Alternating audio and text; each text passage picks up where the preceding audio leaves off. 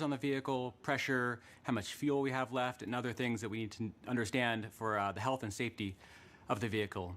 You'll also hear the word nominal, hopefully. Nominal means everything is expected, everything is okay, we're good to go.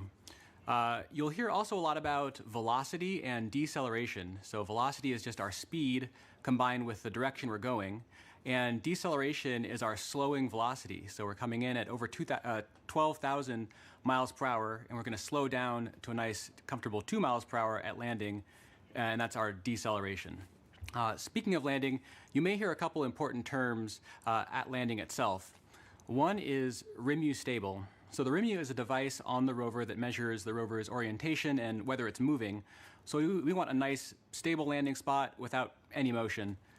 You'll also hear UHF stable, hopefully. UHF stable refers to good telecommunications link with the rover and indicates that we've had a good separation between the descent stage and the rover after the sky crane maneuver. Finally, you may also hear Tango Delta nominal or touchdown nominal. That means we've touched down on the surface of Mars within the expected range of safe landing speeds. Thanks for that breakdown. Now, this is your first Mars mission. What have you learned from this experience? Yeah, one of my takeaways is that you can almost never be too careful when it comes to Mars. You definitely can't take Mars for granted. You know, we've checked and double-checked and triple-checked everything on our way to Mars. And, you know, even though we've done this once before using the sky crane technique on the Curiosity rover, you know, I think everyone's going to have everyone's going to hold their breath until we're on the surface of Mars this time around. And we have a social media question coming in. Nor the Door on Instagram asks, how complicated is the automated landing sequence and who wrote the code? Yeah, it's quite complicated. The automated landing software needs to do literally hundreds of things all on its own, just right with sub-second timing accuracy. And it's the result of many hundreds of people over many years, stretching all the way back to Curiosity and then improved for the Perseverance landing today at Jezero Crater. Great. Thanks for your time today, Matt, and good luck. Thanks. Now, landing on Mars is hard. Landing on Mars during a pandemic is even harder. The team behind the Perseverance rover faced one of its biggest challenges when the coronavirus pandemic struck. Here's how they kept the mission going.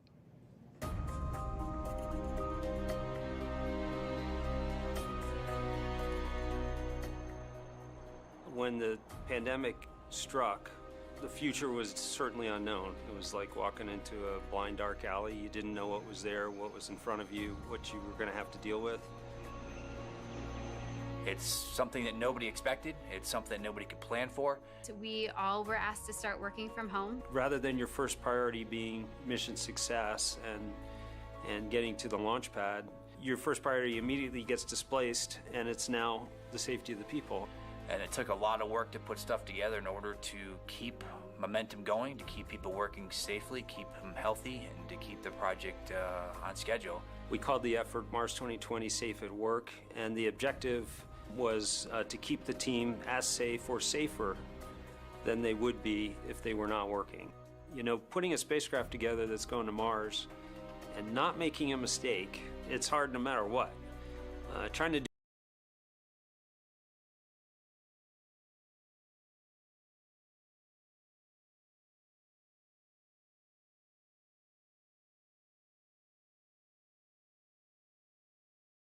do it during the middle of the pandemic.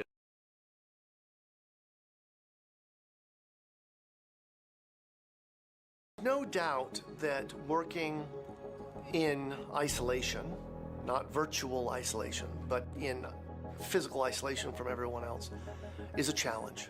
We had to rethink and redesign what it meant to operate a spacecraft in flight when we couldn't all be in the same room in mission control, seeing the data come down from Perseverance. It was a major change going to that, you know, looking at everyone on a screen instead of in person.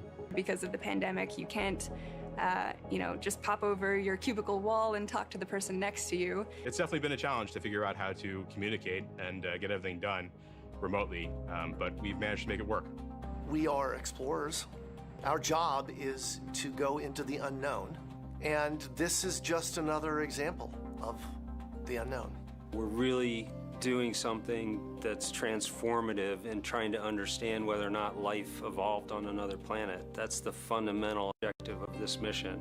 We're all still connected by this incredible mission and this wonderful team that we have the opportunity to be a part of. So that keeps at least me going. Pretty much everybody that I've talked to that's associated with the mission has said the same thing, which is you could not have come up with a better name than Perseverance. It's an amazing serendipity that we get to persevere through working on Perseverance.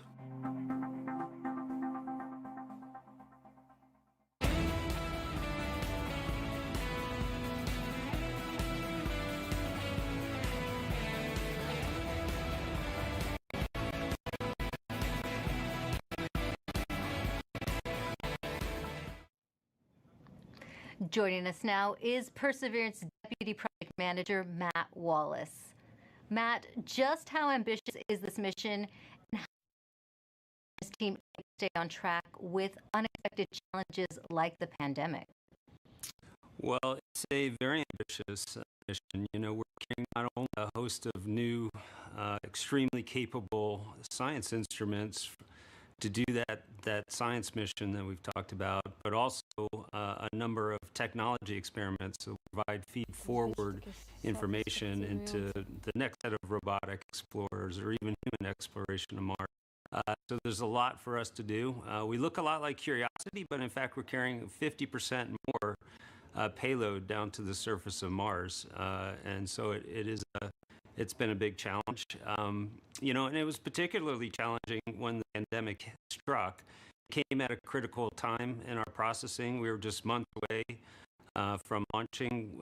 We're trying to essentially get the spacecraft assembled, do the final tests. It did not have a lot of margin in our schedule, and our focus just entirely shifted from that to keeping the team safe and keeping their families safe. And we had to do that quickly, to make the adjustment quickly. I think, you know, we got through it with a lot of help. A lot of people stepped up to make it happen. The team was tenacious, and we managed to get it launched and fly it to Mars. You know, thanks to a lot of help. And Matt, just how large is the team that worked on Perseverance?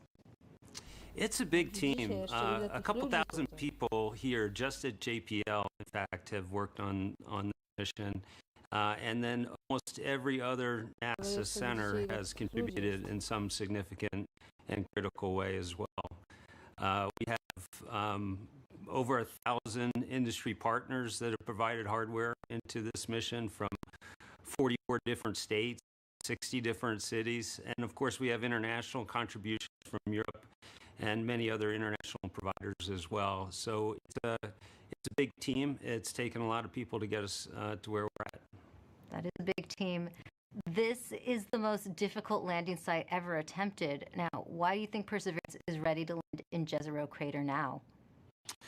Jezero is tough. I mean, it's scientifically fascinating because it's got a lot of things like craters and you know, rock fields and cliffs and sand dunes and that sort of thing, which are great for the science community. That's exactly the type of features they're looking for to learn more about Mars. But they're all landing hazards for us. And so we've had to add new technology, relevant navigation, which is the ability essentially to divert away from hazards. But we have taken this system through the same types of paces that we have in previous missions. We've used the same techniques, the same best practices for engineering verification, and in many cases, we've used the same people. This, in fact, is my fifth Mars rover mission, and I'm not alone. There's other people on the project in the same situation. So, you know, the team has given it everything they've gotten to put it all out there and to make this successful, and I think we're ready. Thanks, Matt, and good luck on your fifth mission. Thank you very much. Well, Jezero Crater is a location on Mars that has intrigued scientists for years. Let's head over to Marina to learn more about the science goals of the mission. That's right, Raquel. Here to explain why we want to go there is Deputy Project Scientist Katie Stack Morgan. Welcome, Katie. Thanks, Marina. Glad to be here. Now, Perseverance is landing on Mars at the Jezero crater. Why is it that you and the team chose this particular area? Yeah, so scientists believe the Jezero crater is one of the best places on Mars and possibly the entire solar system to look for signs of ancient life. Jezero contained an ancient lake and has within it one of the best preserved ancient delta deposits on the surface of Mars. And deltas form when a river enters a relatively open body of water, like an impact crater, and deposits the sediment that it's carrying into the lake. And we know based on studies of deltas and lakes here on Earth that they're great places to concentrate and preserve organics and support microbial life. We're also excited because Jezero exposes rocks that are between 3.5 to more than 4 billion years old and represent a variety of different geological processes. Now, this might be a tough choice, but what do you think would be the most rewarding scientific discovery that we expect to get from this mission? Yes, hands down, I think the most rewarding discovery I think we can make with Perseverance would be finding a truly compelling ancient biosignature on Mars. The rocks in and around Jezero crater record a period of time when life first arose in the solar system, and we have the opportunity with Perseverance to study the evolution of the planet from a once habitable world likely capable of supporting ancient life to the cold, barren planet we know Mars is today. And why do you think, Katie, it's so important to find out if there really is or was ancient life on Mars? Well, the question of whether there's life beyond Earth is one of the most fundamental and essential questions we can ask. And our ability to ask this question and develop the scientific investigations and technology to answer it is one of the things that make us as a species so unique. And based on everything we know about Mars in the past, it absolutely should have been capable of supporting ancient life. So we can find out an answer to the question, where there were habitable environments, was there life? And studying the possible emergence of life on ancient Mars can also help us better understand the conditions that led to life on our own planet. That's so fascinating, Katie. Now we're going to take a question from a student, Vara. Hi, I'm Vara, and my question is, why was Mars able to sustain lakes and rivers ages ago, but cannot now? Isn't it cold enough to make water, and isn't it always? Thank you. Yeah, that is such a great question. And one of the things that protects our atmosphere here on Earth and allows liquid water to be stable on our own planet is the fact that we have a magnetic field protecting that atmosphere. We think that Mars lost its magnetic field way back billions of years ago and left the atmosphere exposed to things like solar winds and cosmic rays that basically blew that atmosphere away. And once that happened, liquid water wasn't stable on the surface of Mars anymore. It was too cold and the pressure was too low. And so now Mars is not capable of supporting liquid water and likely not capable of supporting life at its surface. Well, thank you so much to Vara for that great question. And a big shout out to all the kids that are watching out there today. And thank you so much to you, Katie, for joining us. That was so great. Thank you. Now sending it back over to you, Raquel. Thanks, Marina. Earlier, we were able to catch up with the communications systems engineer, Chloe Sakier. She helps us break down the system used to track Perseverance during landing. The communications infrastructure supporting Perseverance's landing is quite complex. We've rallied a truly global network of relay and communications assets to help us capture and record those precious minutes of entry, descent, and landing, or EDL.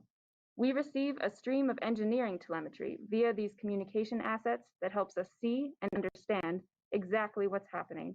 Perseverance sends direct-to-Earth X-band tones, each of which provides us with indications of critical entry, descent, and landing events. During entry, descent, and landing, we have 2 Mars orbiters listening for the ultra-high frequency, or UHF, signals from Perseverance. These orbiters relay these signals to deep space network stations on Earth, Madrid in Spain, and Goldstone in California. The Mars Reconnaissance Orbiter, or MRO, has reconfigured its software to perform a type of relay called bent pipe. This will provide us with near real-time telemetry during entry, descent, and landing. We have coverage from the Mars Reconnaissance Orbiter from just before entry to a few minutes after landing. The telemetry we receive will be delayed by the time it takes light to travel from Mars to us back on Earth. Additionally, the Mars Atmosphere and Volatile Evolution spacecraft, or MAVEN, is recording these UHF signals and will be relaying that recording hours after landing. MAVEN will be covering us from around the time of cruise stage separation until a few minutes after landing. We also receive what we call heartbeat tones, which are indications that the spacecraft is alive and progressing throughout entry, descent, and landing.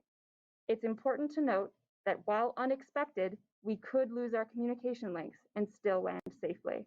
Because Perseverance is doing entry, descent, and landing completely autonomously, she doesn't need our help to joystick the landing. The communication links give us added visibility.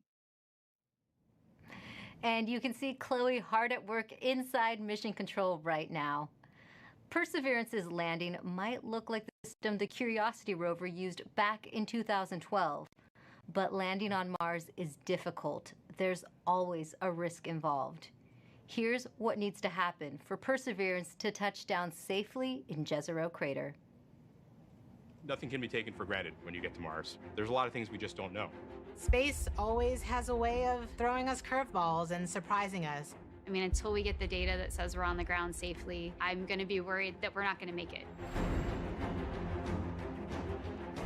Entry, descent, and landing is often referred to as the 7 minutes of terror because it takes about 7 minutes to get from the top of the atmosphere of Mars to the ground safely. The spacecraft has to do all of this by itself. There are many things that have to go right to get Perseverance onto the ground safely. There's a lot counting on this. This is the first leg of our sample return relay race. There's a lot of work on the line. Starting about 10 minutes before atmospheric entry, we get rid of really the spacecraft part of the rover that's been supporting us. We come screaming in to the Martian atmosphere at 12 to 13,000 miles per hour. And the heat shield is what dissipates all that initial energy through friction. The vehicle will continue actually flying itself through the atmosphere. It's sort of like a transforming vehicle that went from a spacecraft, and now it's kind of like an aircraft actively guiding itself. When we're going slow enough, we deploy a parachute. The biggest supersonic parachute we've ever sent to another planet. It's critical for slowing down the vehicle. Perseverance's entry, descent, and landing borrows heavily from that of Curiosity. But fundamentally, Perseverance is a different rover. She's bigger, she has different instruments. We've added a lot of smarts on the inside to make it more capable so that it can deal with the landing site that we've given. The science team identified Jezero Crater as basically an ancient lake bed and one of the most promising places to look for evidence of ancient microbial life and to collect samples for future return to Earth. The problem is it's a much more hazardous place to land. When you look at Jezero, all you see is danger. How do we go to a site that we never thought was safe enough to go to before? So the heat shield, which has protected us all the way through entry, is no longer necessary. We need to get that off so that we can actually see the ground. And we can see the ground in a couple different ways. Perseverance will be the first mission to use terrain relative navigation. So while it's descending on the parachute, it will actually be taking images of the surface of Mars and determining where to go based on what it sees. This is finally like landing with your eyes open. Having this new technology really allows Perseverance to land in much more challenging terrain than Curiosity or any previous Mars mission could. Amongst the rocks and the craters and the cliffs, these things are hazardous to the rover, but these are the things that are interesting to the scientists. Once Perseverance has figured out where she is, we jettison the back shell and parachute and light up our rockets. Those rockets help us steer to a safe landing spot that's nearby.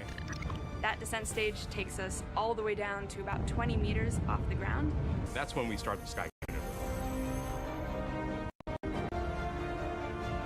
And once the rover has hit the ground, the descent stage will cut loose from the rover and fly away to a safe distance. Surviving that 7 minutes is really just the beginning for Perseverance. Its job, right, being the first leg of sample return, to go look for those signs of past life on Mars. All that can't start until we get Perseverance safely to the ground. And then that's when the real mission begins.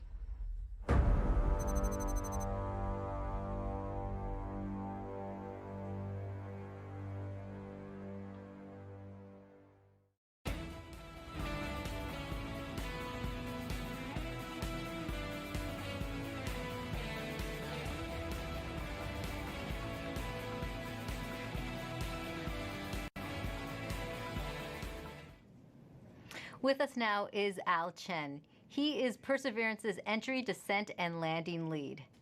Al, you were part of the Curiosity rover landing. Does it get any easier the second time around? It absolutely does not, especially when considering we're trying to land the biggest, heaviest, and most complex rover we've ever built at the most dangerous landing site we've ever attempted. Jezero may look great and promising from a science perspective, but it's absolutely treacherous for landing. There's a cliff wall that's about 200 feet tall that runs right through the middle of the landing site. There are craters full of sand that even if we landed in them, we would not be able to drive out of. And there are rocks to the east and actually all over the place, rock fields. That would be a bad day for us if we were to land on them. Now, Al, what new technology makes this type of dangerous landing possible? Perseverance is carrying two new technologies that are really kind of under the hood smarts that are allowing us to land at this kind of treacherous landing site.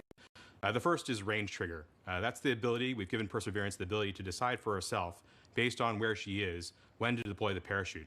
Previously, we used to deploy parachutes, that supersonic parachute, based just on navigated velocity. But now Perseverance has the smarts to figure out where she is and deploy that parachute at just the right place to make sure that we shrink where we could come down. That actually reduces the area, that error ellipse, where we can come down on the ground, from something that was on the order of 15 miles long by 12 miles wide for Curiosity to about 5 miles long by 4 miles wide for Perseverance. So that's quite a bit of reduction. Second, the next piece of technology that's helping us land there is terrain relative navigation. In the past, after we've popped off the heat shield, we've taken pictures of the ground as it's been coming up, but we haven't really done anything with them. This time, Perseverance is carrying a camera to take pictures, but also a kind of second brain to help it figure out what those pictures are telling it and match it up with an onboard map from a satellite. That allows it to figure out exactly where she is.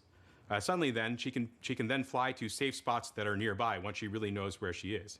It allows the site to not have to be as flat and boring as a pancake as some of our past sites have been, the entire area we could come down.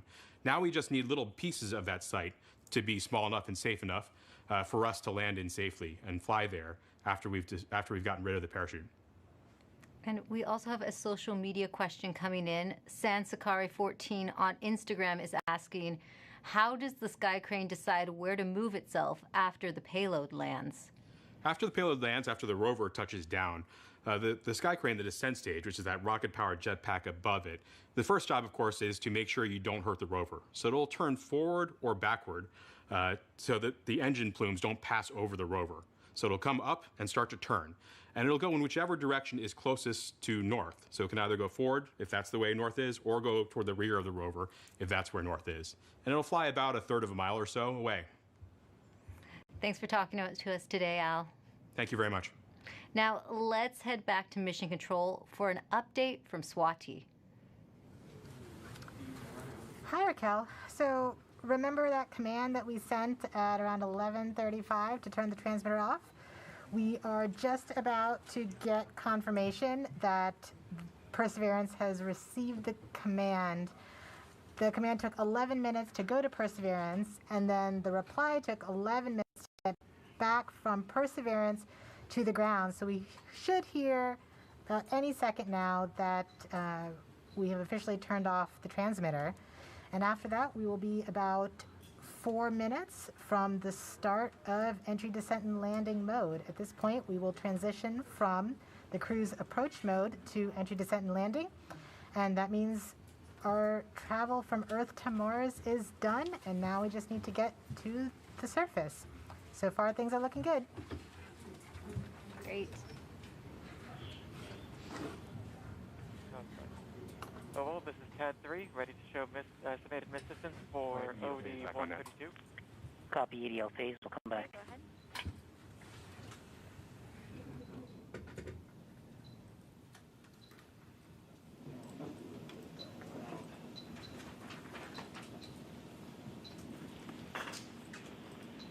Flight Ace. Go Ace. Our tracking stations have all confirmed the results of the transmitter drive off and in lock one way. Copy, Ace. GDS flight. Flight GDS. At this time, I'd like to disable the alarms before EDL main. So please disable all the alarm files and start a new downlink session. Copy that. EDP. Copy that. Proceeding now. Great confirmation that we are now officially one way and the transmitter is off.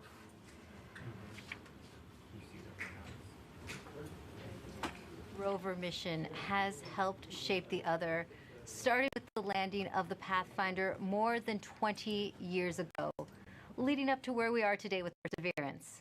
Perseverance Deputy Project Manager Jennifer Trosper has worked on every Mars rover mission, and she joins us now.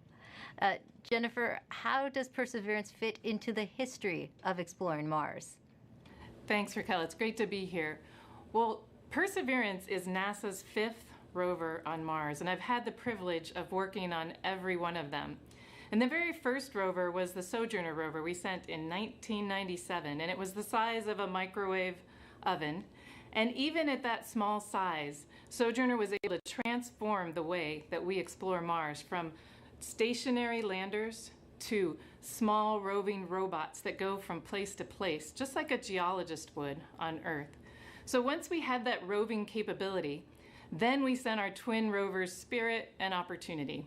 Spirit and Opportunity were tasked with finding evidence of ancient water on Mars. Now they did. They're great explorers, and both of them found ample evidence that water had once existed on the surface of Mars.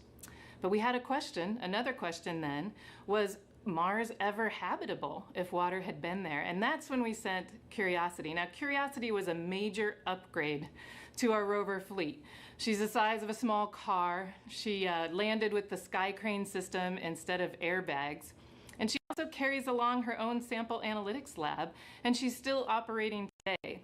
And during her exploration, she has found evidence of a habitable environment in an ancient lake bed on Mars. So now we're sending Perseverance. Perseverance is tasked with answering the question and looking for evidence of ancient microbial life on Mars. And in order to do this, she has to be the smartest and most capable rover we've ever sent. Speaking of Perseverance, can you tell us more about how Perseverance is smarter than its predecessors? Yes, we've made a lot of upgrades to help her along with the surface mission. One of them is for her autonomous traverse capability. When I say autonomous traverse, I mean we tell her where we want her to end up, and she has to figure out the safe and best way to get there.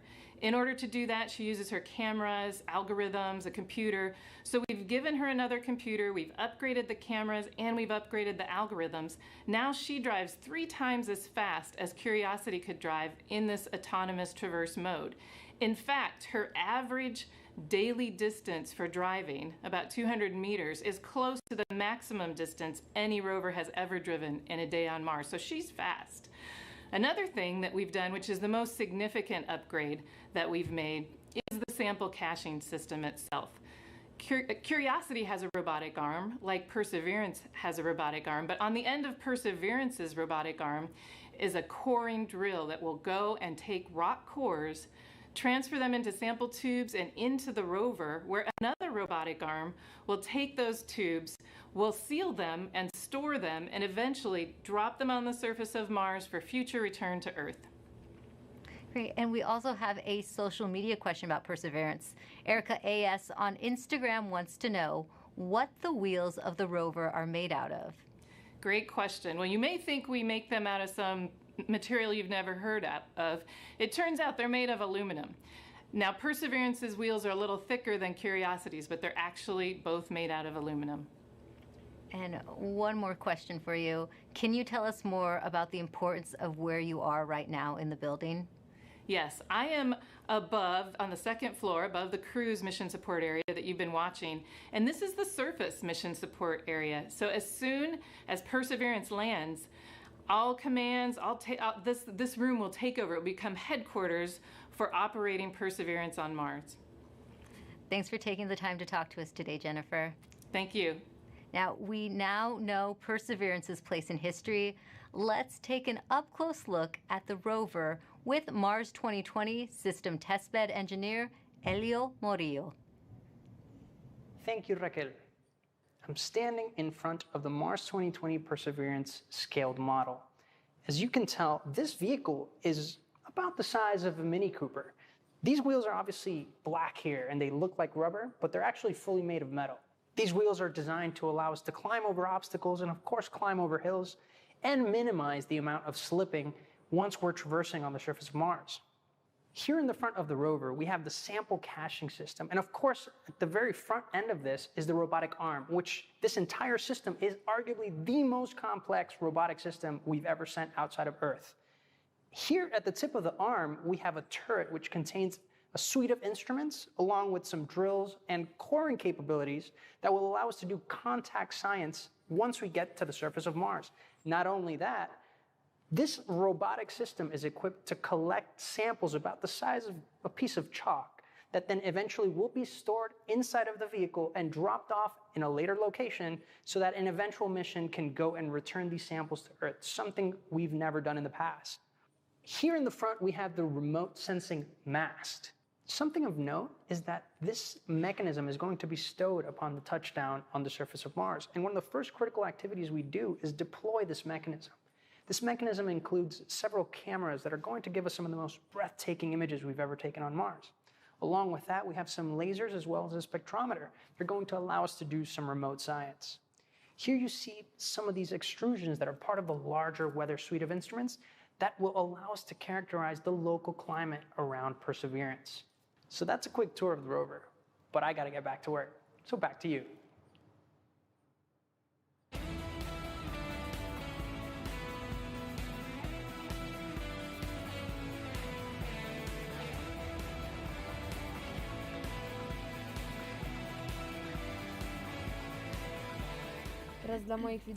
Perseverance is collecting samples of Martian rock for future return to Earth. We've heard that scientists have been wanting to bring Martian samples back for many generations. And here to talk a little bit about that is NASA's Planetary Science Division Director, Lori Glaze, who joins us now to talk about the role Perseverance will play in NASA's future goals. Welcome, Lori. Hi. Now, as you just heard, we've heard that scientists have been wanting to bring back these Martian samples for a very long time. Why do we need to bring them back? That's really a great question. You know, we actually have examples of Mars already here on Earth that came here as meteorites. But we don't know exactly where they came from on Mars, and then they also have had to make the trip from Mars to Earth, and so they got altered during that time, and then during their entry and descent into the Earth's atmosphere, that also changes what those rocks are like. So being able to go to Mars and actually collect a sample where we know exactly where it came from, and we know we can preserve it and keep it pristine and carry it all the way back here, this will be incredibly important to help us answer questions about the geologic history of Mars, understanding how it formed and evolved, and also really important questions about whether or not life actually existed on Mars 3.5 billion years ago, and whether that life, if it existed, has been preserved in the surface of Mars. Now, Lori, these sample tubes that Perseverance is going to be collecting, they're the cleanest things ever created on Earth. Tell me a little bit about that. Oh my goodness. We worked so hard. The team here at JPL is absolutely incredible to assure that those sample tubes are incredibly clean. One of the main goals of this mission is to be able to detect if there's actual life that's preserved, ancient life preserved in those rocks, in those samples. And we definitely don't want to be carrying, our own DNA off to Mars and then bring it back here to confuse our scientists when they're trying to study those samples. So it is an incredibly clean set of equipment that's been sent there. As you said, the cleanest thing we've ever sent into space. Now, this is a very complicated campaign. Can you break down for us how it's going to work and if there's any international partners working with us? You are correct. The Mars sample return campaign is incredibly complex. In fact, it's probably the most challenging thing we've ever tried to do. But we're definitely not going to try and do it alone. We have great partners with the European Space Agency. And the way this campaign is going to work, well, Perseverance is the first step. Chapter 1 is going to Mars and collecting the samples. Chapter 2 is going to be a sample return lander that we hope to launch in around 2026 to 2028. And that lander, it'll be an American lander carrying a fetch rover that's provided by European Space Agency. And that little fetch rover will drive out and pick up the samples that Perseverance left on the surface of Mars. And the fetch rover will bring them back and load them into a rocket that we call the Mars Ascent Vehicle, which will be the first ever launch from another planet. And it will launch those samples into orbit around Mars. In the meantime, the European Space Agency will have an orbiter that's in orbit around Mars that can rendezvous and capture those samples and then bring them back to Earth for us to study back here in our amazing laboratories. A lot of firsts, it sounds like, Lori. And another first, how is Perseverance and the Mars Sample Return mission going to help the future exploration, human exploration of Mars? I'm so glad you asked that. I think we're going to get a lot of great information from Mars Sample Return with, again, being able to land the heaviest payload we've ever landed on Mars will be that Sample Return lander. That's critical to us learning how to land humans on Mars. And then we are definitely going to want to be able to launch the humans back off of Mars. So that Mars Ascent Vehicle is going to be critical, that first step of the first launch from another planet. So exciting, Lori. And speaking about the Mars generation, we're now going to take a student question for you from Livia. Hi, my name is Livia, and my question is, what made you want to study Mars, and why are you working so hard and willing to wait so long for a sample? Thank you. Oh, Olivia, that is such a great question. And I enjoy Mars just because it can tell us so much about how our solar system formed and evolved. All of the planets can tell us different parts of that story, and Mars is a really key piece of that.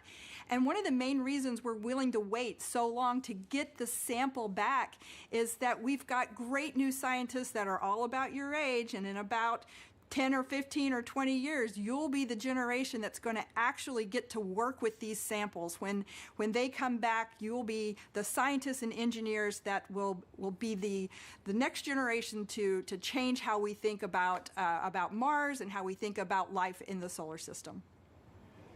That was a great question, Lori. Reach for the stars, future little scientists and engineers. Thank you so much for joining us here today, Lori. It's my pleasure. Thanks. Back to you, Raquel, for another mission update. Thanks, Marina. The cruise team for Perseverance controls the rover on its way to Mars. And moments ago, they handed it over to the landing team, and it looks like team leaders in mission control are about to talk to both teams. So let's listen in. The CBM change, as I mentioned previously, is to the EDL reserve two-way non-coherent route. Activity. Copy flight. EDL phase, go ahead. Flight pep talk, I guess, to the team. All right. I'm terrible at pep talks. I think my reputation precedes me there. And look, I know this hasn't been easy, right? I'm not even sure we've even been all in the same room at the same time. I mean, I'm staring at folks across the internet as well. Even now, right? Yeah. Voice check. Okay. I do want to just extend my heartfelt appreciation from the EDL team to the launch cruise team. You've done everything we've asked for, right? I mean, you've battled anomalies, you've dealt with Cepheids, you've done everything. You delivered a healthy spacecraft to the place that we want to go, and she's right on target, right? We did the last maneuver literally 2 months ago, right? This is pretty incredible, in my opinion. And she's armed with the right information to help us land. Doing the parameter update last night, we're ready to roll. You've done everything right. And you've put up with us too, right? You've put up with our eccentricities and the things we like to do in EDL land. So I very much appreciate that. So you all should sleep in on Friday, since you guys have earned it. Thanks for literally and figuratively putting us in the right position to succeed. And let's land on Mars together. Copy EDL phase. And as flight director, I also would like to thank the whole team, cruise ops, EDL ops, EDL team, and the surface ops as well. It's been an amazing journey. I think we all know that. And it's been my honor and pleasure to work with you all side by side. And your tireless efforts and endurance in the face of our challenges has been truly, truly inspiring. So kudos to you. Mission, would you like to say something? Yeah, just echoing the same words that Al and Magdi have mentioned. You guys have overcome great obstacles in the last 6.5 months, and it started with an earthquake in this room on launch day at L-20 minutes. So I can't be more proud than all of the achievements that you guys have pulled off in the last 6.5 months. Whatever happens in the next hour and a half, you can be proud of the achievements that you've accomplished so far. I look forward to seeing you on the other side, and I only wish that the rest of our team could be sharing this moment with us. This is a very unusual event. This room is only half as full as it would be if we weren't in this pandemic. So missing everybody on the team who's not with us here today. And go EDL. Welcome to the EDL family.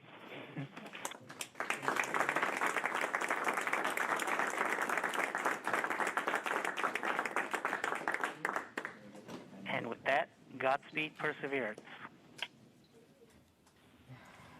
All right, activity. Go ahead and continue the report. Sure thing, Flight.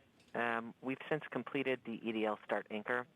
As I was mentioning, we changed our CBM row to EDL reserve two-way non-coherent. That row reinforces our CBM windows disabled, keeps our packetization on, it turns off our ranging and switches to the auxiliary oscillator. We have also started our real-time data product and reinforced Medley on. At this time, we just heard Perseverance team leaders thank the cruise team for their work in guiding the rover to Mars. Now, did you know the rover name and Mars helicopter name came from students? Well, a couple weeks ago, Marina was able to catch up with them. Thanks, Raquel. Earlier this year, NASA and our partners held a nationwide essay contest to name our Mars rover. Alex Mather, a 7th grader from Springfield, Virginia, submitted the winning essay that was selected by NASA from a field of more than 28,000 entries from K through 12 students in every state in the U.S. Vanessa Rupani's essay for Ingenuity was so compelling, NASA thought it would be a perfect name for the history-making helicopter, a technology demonstration carried aboard the Perseverance rover. Alex and Vanessa join us now. Welcome, you guys. Hello, space nerds. Hi. Now, you got to go to Florida and watch the launch live back in July. Alex, what were you feeling as you saw that rocket launch into the sky?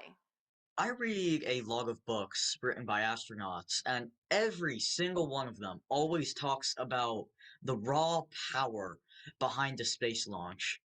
And I definitely feel like watching the launch invoked that sense of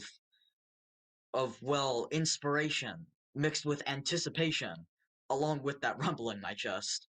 That's very inspirational, and I'm sure that you have had many conversations with your classmates since this all began. Now, what kind of questions have they asked you? I got some people asking me about what this helicopter is, what this rover is, what are they actually going to do. So I love that this whole experience sparked a greater interest in the mission in my community. Why do you think it's so important for kids to be inspired by space exploration? Because space is the future, and kids are the future. Learning about space and watching the story of humanity spread to the stars happen is watching the future happen and seeing history unfold. The best way to keep our home safe and protect our planet is to learn from the worlds around it. So I think it's really important for the next generation of scientists to be engaged in that type of exploration to make our home the best place it can be. Now, speaking of the future, what has your life been like since naming the rover and helicopter? Has it sparked any future aspirations for the two of you?